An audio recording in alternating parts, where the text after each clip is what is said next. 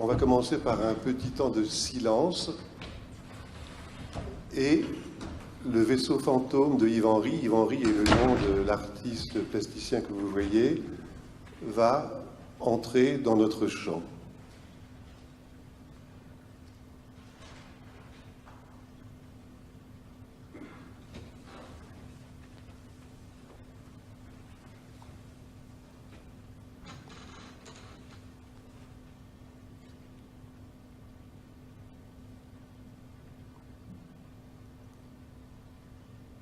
Le vaisseau fantôme est sans forme, mais il est toutes les formes. Le vaisseau fantôme est sans mémoire, parce qu'il est lourd de toutes les mémoires.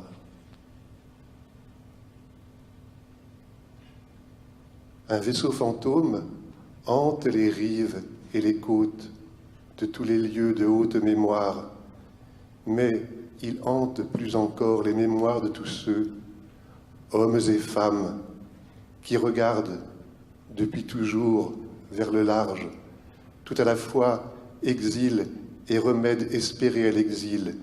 Il chavire encore dans le regard muet de ceux qui ne peuvent oublier le lieu d'où nul ne revient sans avoir fait naufrage. Pour dire ici, le vaisseau fantôme de Yves Henry, où il est arrêté dans une escale éphémère, il faudrait n'être qu'une voix errant le long des rives, n'être que l'écho de sa propre voix entre les rives.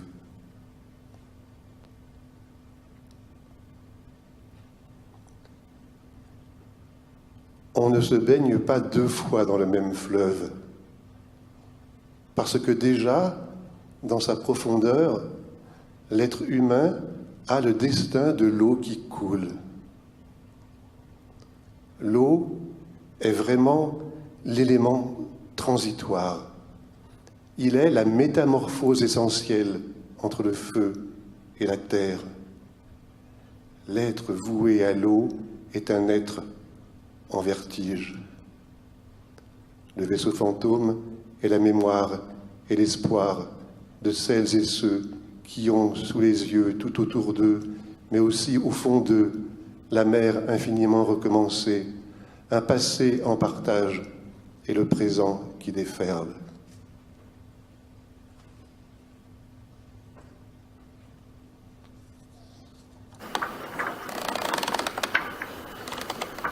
La forme.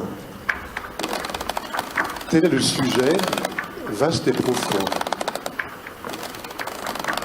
Pour ne pas s'y perdre, il faudrait commencer par l'inimaginable.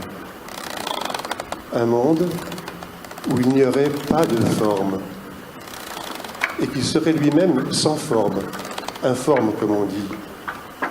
Ce monde, personne ne l'a jamais vu, mais c'est comme si la pensée, dès les premiers temps, avait éprouvé le besoin de se le figurer. Les forces imaginantes creusent le fond de l'être. Elles dominent la saison et l'histoire. Dans la nature, en nous et hors de nous, elles produisent des germes où la forme est enfoncée dans une substance, où la forme est interne. Au fond de la matière pousse une végétation obscure. Dans la nuit de la matière fleurissent des fleurs noires. Elles ont déjà leur velours et la forme de leur parfum. Les voix de l'eau sont à peine métaphoriques. Le langage des eaux est une réalité poétique directe. Les ruisseaux et les fleuves sonorisent avec une étrange fidélité les paysages muets. Les eaux bruissantes apprennent aux oiseaux et aux hommes à chanter, à parler, à redire. Il y a en somme continuité entre la parole de l'eau et la parole humaine. Le langage humain a une liquidité, un débit dans l'ensemble, une eau dans les consonnes. Toute forme n'est qu'un état de forme, mais il est des états instables, qui ne s'installent pas, qui glissent dans une sorte de fondu enchaîné permanent et des états provisoirement stabilisés. Ce sont ceux-là qu'en règle générale, on considère comme des formes, inscrivant comme telles au sein de la variation infinie la puissance de l'invariant. Mais pourtant, ces états stabilisés, d'apparence inerte, sont eux-mêmes la trace, ou plutôt la mémoire emboutie de leur formation. Le vaisseau fantôme est sans forme, parce qu'il est toutes les formes, sans mémoire, parce qu'il est toute la mémoire emboutie de leur formation. Les premières apparitions sont survenues au bateau Lavange, sur la Saône, à Lyon, pour ressurgir, on ne sait trop, vers quelle destinée, interrogeant dans le jeu des formes et des concepts ces lieux et ces mots qu'ébranlent encore la légende du bateau fantôme. La frontière, l'exil, la déraison, l'espérance, la promesse, l'horizon, la terre habitée, le sans-fond, la vie et la mort qui nous portent et nous emportent sous leur flot. Ils ont joué à l'abri rêvé de croix incertaines. Ils sont partis, délaissant momies d'insectes, cocons inutiles, oubliant le vaisseau, épave après la tempête qui se leva des serments trahis. Ils ont défié la spirale liquide, piège à l'engloutissement. Naufragés éphémères, ils s'en sont allés jouer ailleurs. Les filins de lumière gardent trace de leur fulgurance.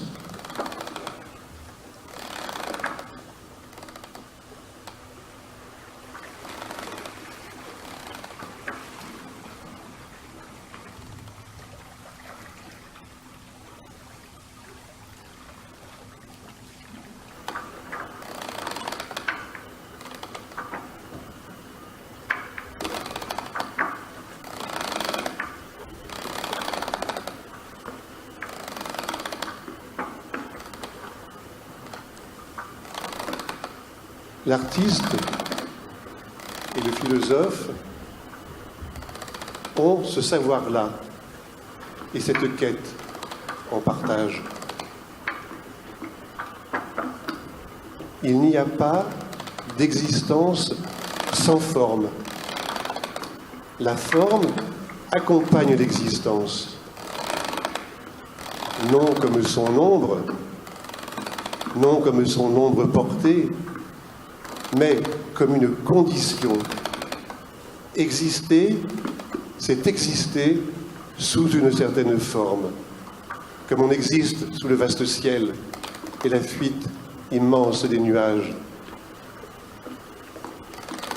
Vos pieds fermement posés sur la terre familière, votre corps dressé vers le ciel et la tête baignée dans le vent des nuages, vous tenez les deux bords opposés de l'arc des possibles de la forme. À l'extrême de sa concentration et de son équilibre, la forme s'accomplit dans le solide le plus pur que produit la terre, le cristal.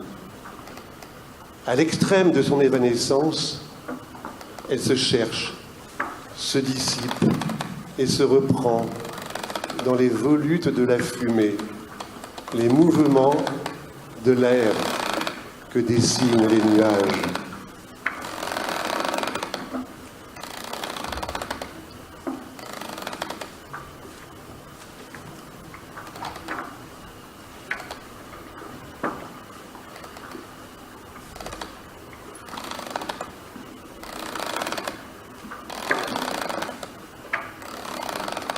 Forme, que veux-tu être? Que veux-tu devenir? Cristal ou fumée? Devant chaque forme d'existence du monde naturel, ce qui est à penser, on le voit, c'est donc son positionnement sur cet arc des possibles. C'est son rapport à sa propre formation. Et ici, tout s'évalue en termes de croissance, de venue, d'effacement.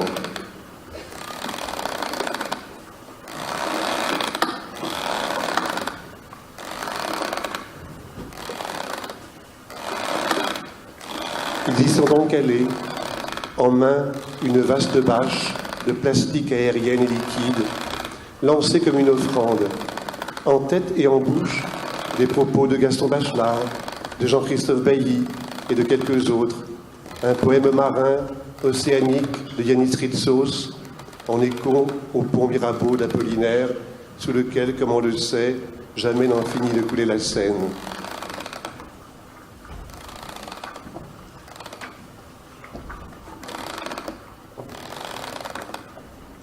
Il y a des images de la matière, des images directes de la matière. La vue les nomme, mais la main les connaît. Une joie dynamique les manie, les pétrit, les allège. Ces images de la matière, on les rêve substantiellement, intimement, en écartant les formes périssables, les vaines images, le devenir des surfaces. Elles ont un poids, elles ont un cœur. Ainsi, et c'est fondamental, toute forme n'est qu'un état de forme. Mais il y a des états instables, qui ne s'installent pas, qui glissent dans une sorte de fondu enchaîné, permanent, et des états provisoirement stabilisés. Ce sont ceux-là qu'en règle générale, on considère comme des formes, inscrivant comme telles, au sein des variations infinies, la puissance de l'invariant.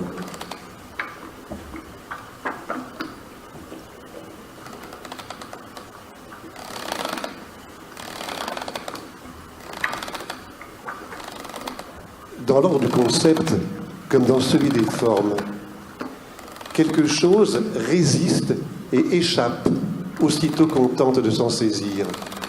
Dès lors que l'on parle, dès lors que l'on nomme, que l'on met un mot sur les choses, cette nomination aussitôt ouvre dans le monde une réserve de sens. La réserve de ce qui échappe au langage, dans sa saisie même. Le vaisseau fantôme est sans mémoire, et il est toutes les mémoires. Il est cette réserve errante du sens qui échappe au langage. Où est-il donc ce croisement fécond des chemins de la pensée et des voies de l'art? Oui, dans l'ordre de la philosophie, on ne persuade bien qu'en suggérant des rêveries fondamentales, qu'en rendant aux pensées leur avenue de rêve. Il y faut une disponibilité à la pensée métaphorique, à la puissance des images, une attention flottante, l'abandon contrôlé au glissement et aux ramifications qu'elle creuse dans la langue et dans l'imaginaire. Ils y sont donc allés, en main une vaste bâche de plastique aérienne et liquide, lancée comme une offrande, en tête et en bouche des propos de Bachelard, de Jean-Christophe Bailly et de quelques autres, un poème marin océanique de Yanis Ritsos, en écho au pont Mirabeau d'Apollinaire, sous lequel, comme on le sait, jamais n'ont fini de couler la Seine. Les voix de l'eau apprennent aux oiseaux et aux hommes à chanter. La parole de l'eau coule encore dans la parole humaine, entre ses consonnes.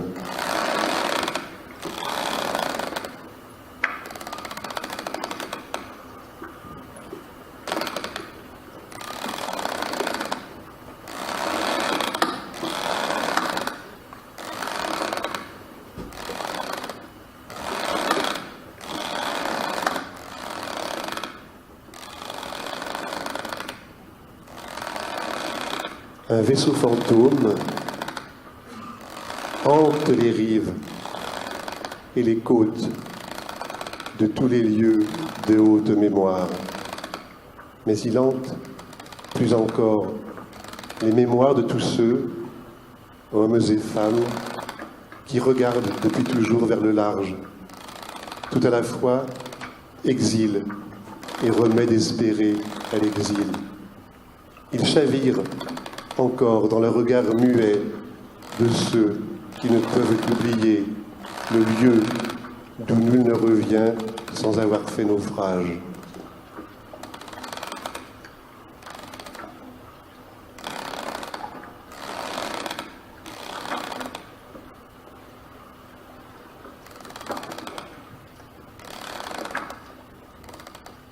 l'eau rencontre toujours sa limite, la frontière de la terre. La terre hospitalière s'entoure de l'eau qui à la fois l'enferme et désigne d'autres horizons, la ligne d'une autre terre, espérée, redoutée.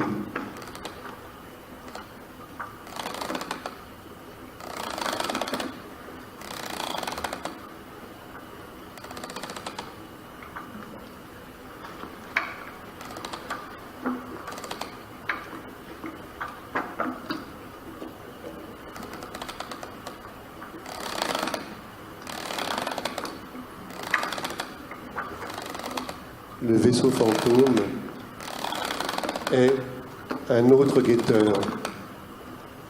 Et il est tous les guetteurs.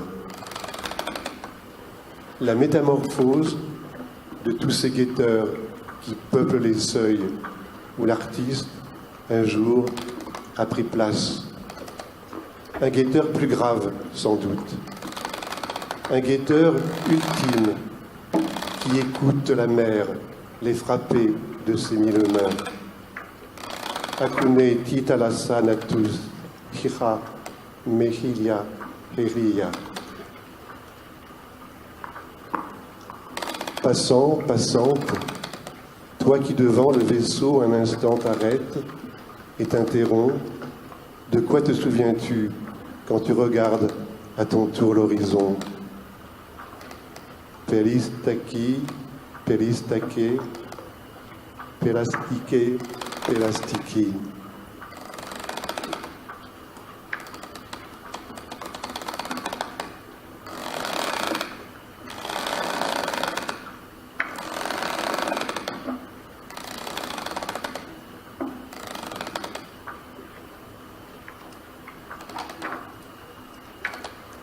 Ce n'était pas un film de Jean-Luc Godard. Les images n'étaient pas de Raoul Coutard, mais de Kara Krisantsaki, de Claudine Sauvinet et de vos deux serviteurs. Les textes étaient de la plume d'Anna Blondino, de Gaston Bachelard, de Jean-Christophe Bailly, de Yanis Ritsos et de la mienne. La voix aussi, bien sûr, était la mienne. Nous étions assistés d'Agnès Jeannot, de Victor Panadière, avec la complicité de Jean-Yves, d'Amélie, de Camille, de Charlène, de Johanna, de Quentin et de quelques autres dont je ne connais pas le nom et que je remercie.